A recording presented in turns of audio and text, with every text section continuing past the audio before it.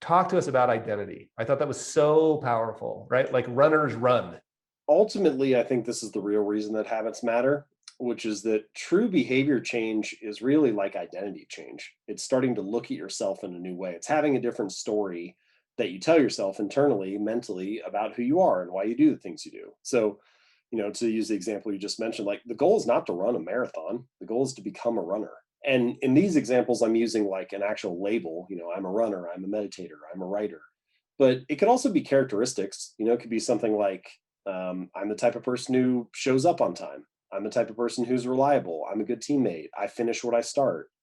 And once you start to adopt those like elements or aspects of your identity, once you actually genuinely believe in them, you don't really have to motivate yourself in the same way because you're just acting in alignment with the type of person that you already see yourself to be. So you're not even really trying to pursue behavior change anymore. It's like one person may run because they're training for a half marathon, but another person who views themselves as a runner, they go out and run whether they have a half marathon coming up or not. It's just like part of who they are and what they do.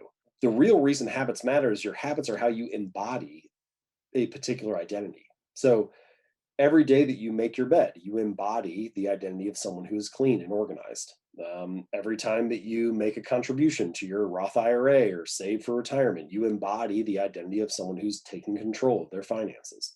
And the more that you do these things, the more you build up evidence of being that kind of person. So the Mm-hmm. phrase that I like is, every action you take is a vote for the type of person you wish to become. And Mm-hmm. so it's like each time you do this, okay, no, doing one push up does not transform your body, but it does cast a vote for the type of person who doesn't miss workouts. And eventually, it's like any election. You don't need to be unanimous, you don't need to be perfect, but the more that you build up evidence, the more you cast votes for that type of identity, for that aspect of who you are, the more you start to think, you know what, maybe this is who I am. Maybe this genuinely is part of what I do or what I care about. And I think the last thing I'll say on this is that it's a little bit different than what you usually hear. Like you usually hear something like "fake it till you make it," and I don't necessarily have anything wrong with "fake it till you make it." It's asking you to believe something positive about yourself, but it's asking you to believe something positive without having evidence for it. And we Mm-hmm. have a word for beliefs that don't have evidence. We call it delusion, right? Like at some at Mm-hmm. some point, your brain doesn't like this mismatch between what you say you're doing and what you're actually doing.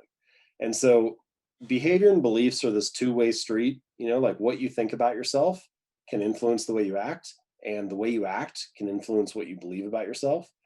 But my argument is to let the behavior lead the way. That the best option we have is to start by doing one push up or meditating for 1 minute or making one contribution to the portfolio or sitting down and budgeting for 1 minute, whatever it is, and letting that be undeniable evidence that in that moment you were that kind of person. And the more that Mm-hmm. you cast those votes through small habits, the more you actually genuinely believe it. And eventually it becomes part of who you are. And then you're not fighting it anymore. You're just acting in alignment with who you are.